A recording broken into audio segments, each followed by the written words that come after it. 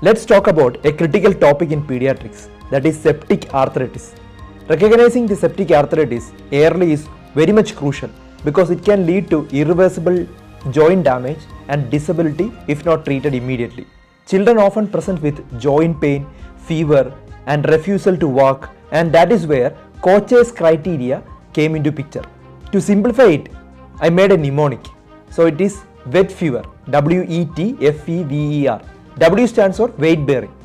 The child cannot or refuses to bear weight on the limb, that is W. E stands for elevated ESR. The sedimentation rate will be above 40 mm per hour.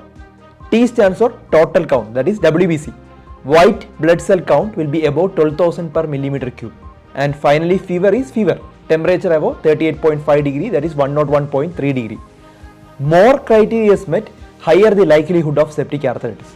For example, 1 positive means there is 3% only risk. 2 positive means 40% risk.